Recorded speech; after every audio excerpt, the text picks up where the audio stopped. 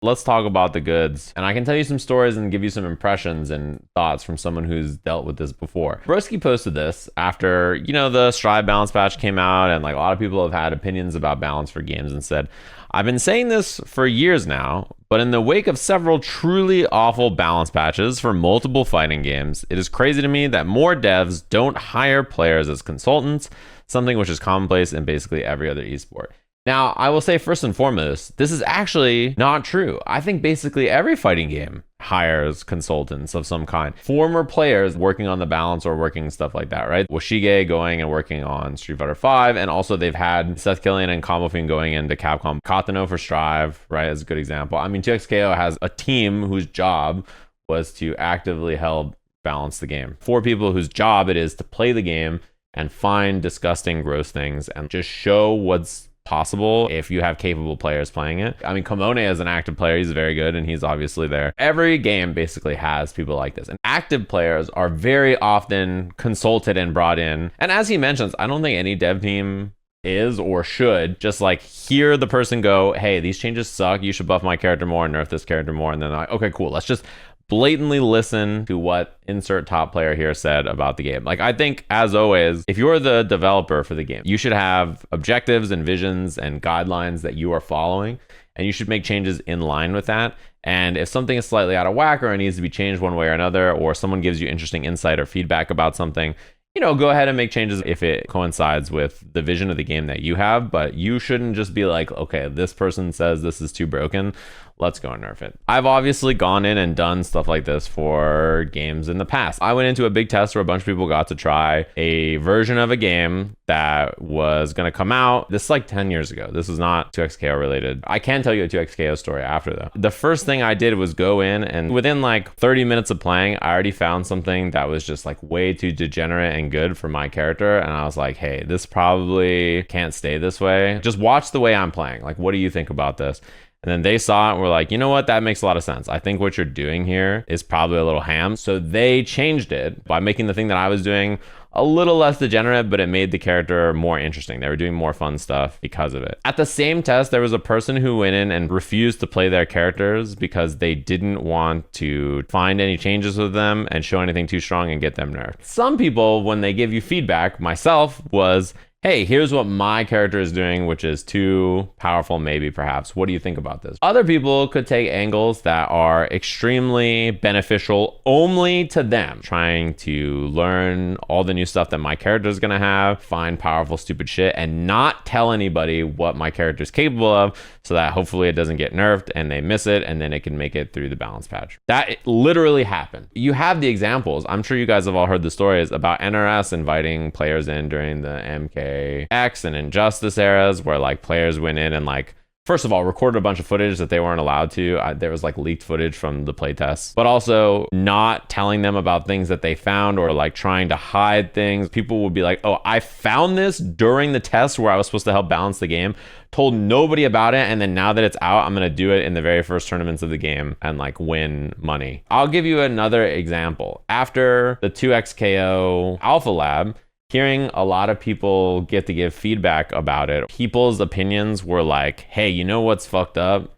All the other stuff that every other character could do, and spent all of their feedback time arguing about how the characters they played were fine and how Yasuo was like incredibly broken and was doing too much, really obnoxious, and like the game couldn't exist with Yasuo being that way. It turned out Yasuo was not even that crazy after people played the game, and like he was fine, And it's often very easy to like only view the game in the lens of like, dude, what my opponents are doing to me is so gross. Well, the stuff I'm doing, it's pretty, like there's counterplay, it's fine. What my opponent's doing is so gross and bad, like it needs to go. So Keats is a developer, you guys know, he worked on Killer Instinct. Killer Instinct got a lot of feedback from players. They got a lot of feedback from places all over the place. Player consultants almost never help. Very few of them can put aside self-interest enough to give effective feedback, and often their asks are extremely self-serving. It can work, and he's used them, but requires the right player choices and a confident, strong balance director. Many teams try to use statistics and math to guide balance, and this is also a mistake. This is all his opinion about it, by the way. Balance isn't factual, it's emotional. Without a leader that understands the games, the players, the psychology of all, it's blind darts. The point he's making here basically is, you can't just balance the game by like trying to make all characters the same power level. You have to understand how people interact with these characters in the game, how they interact with each other, how people feel fighting against these characters, which characters feel better or worse to be certain kinds of ways, like how it makes you feel, right? There's more than just the raw data of it. Good balance has a lot more in common with musical composition than it does AP statistics. It requires harmonious choices, purposeful imbalance of volume and frequency, and tempo to achieve the desired emotional effect. I don't believe most players see competitive balance this way, and I'm sure most game devs responsible for game balance don't see it this way, and I feel this is why we see so many big misses in the game balance space. Manipulate emotion, not numbers. Lead, don't follow. And he says, by the way, I met and spoke with hundreds of competitive KI players. Of them, I'd trust exactly 2 to give me good big picture feedback, and only about 10 more to give me narrow but useful, rational feedback about balance. I promise every time it ever happens. I remember, there's location tests for Ultra Street Fighter 4. Every single person I know tried their character and said, like, this is bullshit. Why does insert X character here get this and my character only got this? And like some of the characters that they were like, dude, why is my character only getting this? That character ended up being like top 5 at the end of the game. They were supposed to get feedback for this. And I remember people saying, hey guys, don't we all agree that this character is like so crazy? We should all write in the same feedback so that hopefully they rallied through feedback to like get characters changed. This is why my approach to trying to give useful feedback has always been to look at what my characters are capable of that seem incorrect. A lot of the feedback that I gave, as an example for 2XKO, the characters I played, I gave feedback about all of them about why they were too belligerent. I was like, Echo, the problem with that character is he's supposed to be like a mixed character. They can be tricky and has like fun mix, but he's just God at being belligerent, right? Like he basically sends it at you with way too many powerful tools. So my feedback about my own character, my favorite character, was he's too belligerent and powerful. Alawi was one of my most played characters. Probably the weakest character in that build, question mark. My feedback for her was, I think you need to nerf her Rekka. The first hit of her Rekka was a counter hit launch on air or grounded hit, and it's 0 on block, and you could just Rekka into like, it's just so belligerent. As weak as I think she may be overall, and maybe I'm not even right about that, right? I think that the character is just a little too belligerent in that end. I wish some of the power was somewhere else, because so much of the character felt like dash Rekka, dash Rekka, dash Rekka, right? I started by looking at my own stuff and thinking what is too powerful about what my character is doing, what they're doing in relation to the system, and then you work your way outward afterwards. It's really difficult to give like a big picture view of what this is all like, right? So, players do help. They do get involved in balance changes, and they should. I think it's important because they're capable of playing the game at the highest level. And so you get the characters in their hands to see what's happening and to see what the characters are doing and see how they feel about it. And that can be very useful feedback. And some of them are capable of giving you smart suggestions and changes. A player's job is to play. It's not to balance a fighting game. Their job is not to be a designer who looks over all this and makes decisions that make the most sense, right? You don't just want feedback from the highest possible level of play. You want player feedback from players who are a little bit weaker than that, and then mid-level players, and then weaker players, and then brand new players. You want feedback from everybody to see how they're feeling about the game, because the best players in the world are such a small percentile of the people playing your video game. You also need designers and developers to shape the opinions of these players from I'm doing cool stuff and the things I'm doing are honest and sick, that everybody else is doing nasty shit to me and needs to be nerfed, to like actually take that away and then be like, okay, what actually is powerful? What is actually in line with what we want? You need someone who can like parse the discussion on both sides. It can't just be like, fuck players, am I right, gamers? Anyway, let's make a video game. Like, who else is it for, right? A very important thing to do is to know which parts of feedback are useful to you and which parts of feedback are not. And you only know that if you're a developer who has a strong idea about what you want your game to be, and you're looking for feedback on what is not fitting in the mold of what you want your game to be like. My job is to do the same thing. As a commentator, as an example, I constantly get feedback in terms of like what people engage with and how they engage with it and what they like and what they don't like.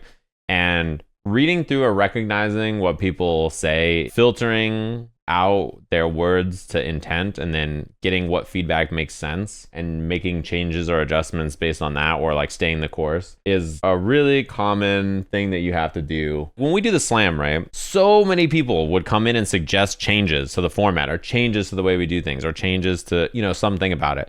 And almost every single time we had already considered the thing that they're talking about and we decided that it would make it worse. Like, it's a learned skill of like, you have an idea about what you want things to be. It's not just like I stumbled on a random format and thought that'll do and then just gave it no more thought. You know, we put a lot of time and effort into why we do it this way, right? Balancing League of Legends has to be like the hardest, worst job on the planet. If I told you, can you give me your design goals and vision for how you would like to balance the game? It's got a million fucking characters to balance. The system of the game has so many things that interact with it. There's items that change the characters. There's the summoners. There's everything. And it patches every 2 weeks. So when you're balance patching the game, you must understand your changes are not based on what's happening live. You are patching ahead. They mentioned this for like TFT a lot, where they are like, okay, we shipped a patch and at the time we needed buffs for this trait because no one was playing in it. It wasn't very good. And by the time 2 weeks later, the patch hit, that trait was like the best thing in the game. So then you see the patch notes and you're like, why are they buffing the best thing in the game? And you're like, well, we submitted this patch a week and a half ago. This thing was not very good then. So, you know, you think that shit's easy? If I just signed you up for the job, you could just balance 170. What does it mean to balance 170 characters? Balance is like, it's not just, oh, make all the characters similar in power level. It's also like which characters make more sense to be certain types of power level, doing the things that they're doing, and which moves can be this strong or not this strong and feel this way or not be this way. Like, there's so many knobs to tweak to make things feel correctly. As Keats mentioned, you're not just tuning numbers. It's like making sure everything feels right to lots of different people. Killer Instinct got patches like monthly. So characters just got dramatically changed month over month for a while there in season 2. They would release characters and they'd be like, well, turns out this character had an infinite, or turns out this character did way too much damage, or this move is stupid. So our bad, we'll change that. There was just stuff like that constantly, but the game was ever changing. Unlike something like Tekken, patch the game like once every month for a while there. They were just cranking out patches, right?